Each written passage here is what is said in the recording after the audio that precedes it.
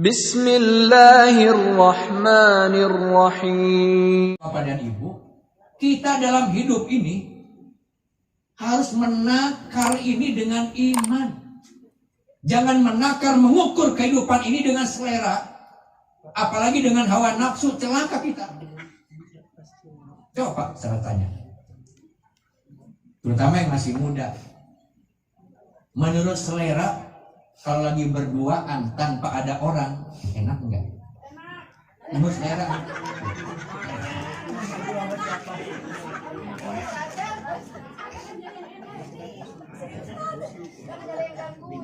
Bisa ustad itu memang enak itu. Ya. Pacaran nggak ada orang tersembunyi, enak enggak?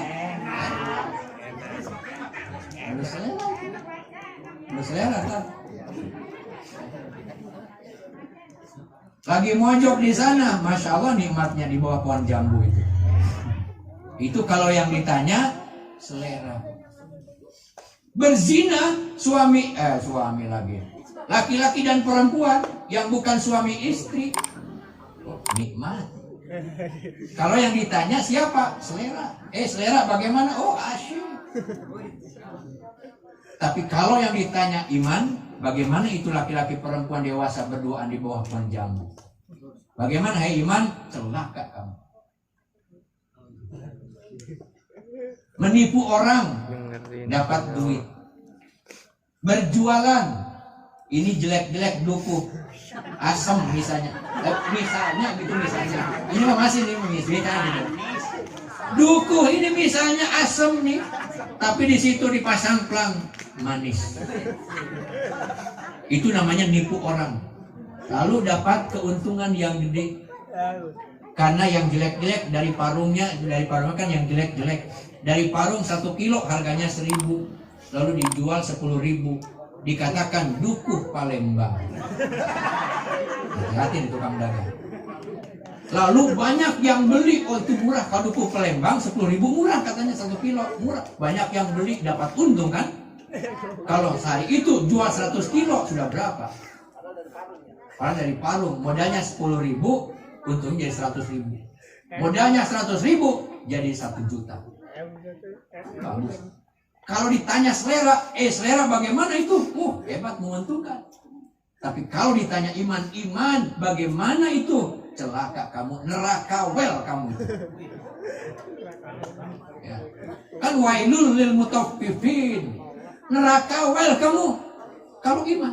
Makanya dalam hidup ini jangan cuma yang ditanya itu selera, iman adik-adik kita tanya ya. Makanya ketika melangkah ada mungkin hasrat ke tempat maksiat, tanya iman gimana? Celaka kamu, mundur lagi. Kalau yang ditanya selera bagaimana? Nikmat, lanjut. Maka banyak-banyaklah bertanya kepada iman. Itu kelompok Abu Bakar. Abu Bakar sudah melihat sesuatu dengan mata hati dan mata imannya. Itulah manusia akan diselamatkan oleh Allah. Insya Allah, amin ya rabbal alamin. Ya seperti itu. Makanya iman. Oleh karena itu, yang pertama diuji dari peristiwa Isra dan Mi'raj adalah iman. Diuji, ditakar iman kita, percaya atau tidak. Bu, yakin apa tidak di Isra Mi'raj? Yakin? Kenapa yakin? Karena punya iman. Benar tuh. Karena punya iman, yakin karena punya iman. Yang ditanya adalah iman. Gak bisa pakai logika. Makanya kalau melihat peristiwa Isra Mi'raj, jangan cuma melihat Nabi Muhammad, tapi yang kita lihat Allah yang Maha Kuasa. Contoh di sini Bu, ada di sini tukang pemulung, misalnya gitu ya Bu ya. Sehari-harinya cuma bawa gitu, apa tuh namanya? Yang ini, yang kayak besi. Cangkok, ya, sama keranjang di belakangnya. Ada sampah, masuk ke belakang. Ada botol bekas, ada botol belakang. Itu modalnya. Ternyata si tukang mulung ini sehari-harinya tukang mulung, kita tahu misalnya. Tapi di depan rumahnya ada mobil Mercy. punya dia, punya pemulung. Percaya nggak? Kenapa percaya? Usaha sehari-harinya cuma mulung, Bu. Berapa sih untungnya? Tapi dia punya mobil mewah. Gimana kok percayanya? Jadi bukan agennya dia, bukan bosnya. Dia seharinya keliling aja gitu. Tapi di depan rumahnya dia punya Mercy. Percaya atau tidak? Percaya kenapa? Karena kerja kerasnya. Nah, bisa percaya dengan logika. Dengan logika. Dia tidak punya duit, dia punya apa, tapi dia punya Mercy. Nah, begini. Dia betul. Sehari-harinya dia pemulung, tapi di depan rumah juga tidak bagus, jelek. Tapi dia punya mobil Mercy. Ternyata dari mana? Pada saat dia mulung, ternyata di tempat sampah ada plastik, bungkus sampah. Begitu dilihat, uang isinya. Ternyata uang itu bermiliar-miliar. Bermiliar-miliar, tapi dia jujur. Orangnya jujur.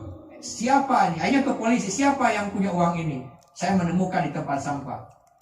Ternyata ada seorang, ya, suaminya maksudnya pakai plastik supaya tidak curiga, ditaruh di kolong ranjang. Istrinya disangkanya sampah, dibuang aja. Ditemukan sama dia. Kejujurannya, akhirnya uang itu kembali ke orang yang punya. Orang yang punya berterima kasih luar biasa. Luar biasa itu tukang pemulung itu, jujurnya uangnya tidak berkurang 1 rupiah pun. Atas kejujurannya, atas prestasinya, oleh orang yang punya uang itu diberikan. Ya, uang sekian ratus juta, sini, tuh buat kamu tuh mobil. Dibawa tuh, diambil tuh mobil Mercy.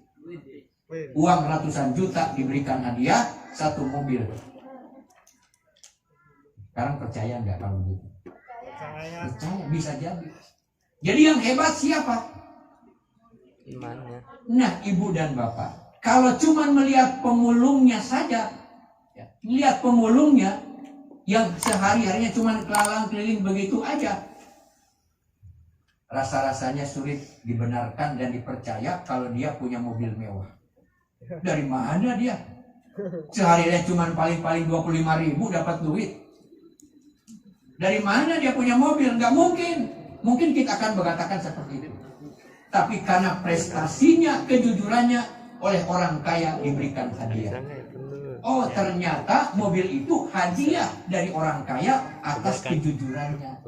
Oh, percaya kalau begitu. Melihat Isra dan di Mi'raj, makanya tadi saya katakan yang lebih pas memang di Isra dan di Mi'rajkan. Kalau cuma melihat Nabi Muhammad, bagaimana mungkin ini Muhammad ini manusia melakukan perjalanan jauh 2/3 malam? Tapi kalau melihat Allah, Allah yang kuasa. Nabi Muhammad itu bukan jalan sendiri, diperjalankan oleh Allah karena prestasinya yang hebat. Oh iya. Yang kuasa Allah, yang memperjalankan Allah. Tidak ada yang mustahil bagi Allah. Jadi jangan cuma melihat Nabi Muhammad sebagai manusia, tapi lihat Nabi Muhammad sebagai Rasul, punya prestasi, Allah yang punya kuasa. Maka berangkatlah Rasul. Itulah peristiwa Isra Mi'raj. Jadi yakin sekarang Bapak dan Ibu, bahwa peristiwa Isra Mi'raj adalah bagian daripada tanda-tanda kekuasaan Allah. Makanya ayat itu juga linuriyahu min ayatina. Untuk memperlihatkan tanda-tanda kebesaranku, tanda kebesaran kami. Makanya iman ditakar. Udah kelamaan ya Pak RW ya. Ini baru 1/5-nya nih. Ya Allah. Ya yang pertama udah. Yang pertama iman kuatkan ya Bapak dan Ibu. Oleh karena itu supaya iman kita kuat bagaimana? Yang pertama banyak-banyaklah duduk di majelis ilmu. Ya Pak Ibu ya. Banyak-banyaklah duduk di majelis ilmu, jangan banyak duduk di pinggir jalan. Kalau kita banyak duduk di pinggir jalan, satu ngalangin orang lewat, sempit hidupnya. Yang kedua, kalau duduk di pinggir jalan, pasti yang dilihat itu lain dengan kalau duduk di majlis taklim. Coba duduk di majlis taklim dari tadi, yang masuk ke telinga satu bacaan Al-Quran, yang kedua bacaan sholawat, yang ketiga tausiah dan nasihat. Kan? Itu yang masuk ke telinga. Yang terlihat, ya, yang terlihat oleh mata itu para ustadz dan ustadzah. Yang terlihat orang-orang yang soleh dan soleh. Amin. Tapi coba kalau di pinggir jalan yang kelihatan siang. Jadi jangan banyak nongkrong di pinggir jalan Pak RW.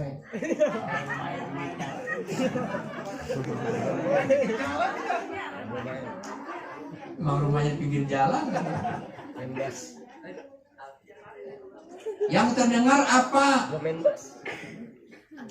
Masya Allah. Jadi itu ya. Yang pertama, supaya iman kita kuat, banyaklah duduk di majelis ilmu. Yang kedua, banyaklah zikrullah. Ini majelis zikir. Majelis yang paling dimuliakan adalah majelis zikir dan majelis taklim. Itu majelis yang paling dimuliakan oleh Allah. Rasulullah pernah melakukan perjalanan dengan para sahabat. Ada dua majelis yang ditemui oleh Rasulullah. Yang pertama majelis ilmu, yang kedua majelis doa. Majelis ilmu dan majelis doa. Akhirnya apa? Rasulullah mampir di majelis ilmu. Apa kata Rasulullah? Aku diutus ke dunia untuk menjadi guru. Untuk menjadi guru. Makanya aku duduk di majelis ilmu. Kalau di majelis doa, Allah mengabulkan. Kalau tidak, itulah yang paling mulia adalah majelis ilmu, majelis zikir. Yang ketiga, supaya iman kita kuat, banyak-banyaklah qiyamul lail. Bangun malam hari, ya Bu. Untuk apa? Ibadah. Jangan cuma bangun doang. Bangun malam hari, saya juga siap malam Ustaz. Ngapain? Kencing. Malam-malam bangun. Ya, Pak RW. Sambil cari-cari nyamuk nggak apa-apa. Ibadah sholat tahajud. Malamnya tahajud, siangnya banyak-banyaklah berpuasa. Itulah iman kita akan bertambah. Baik ibu bapak yang saya hormati. Jadi yang pertama dari peristiwa Isra Mi'raj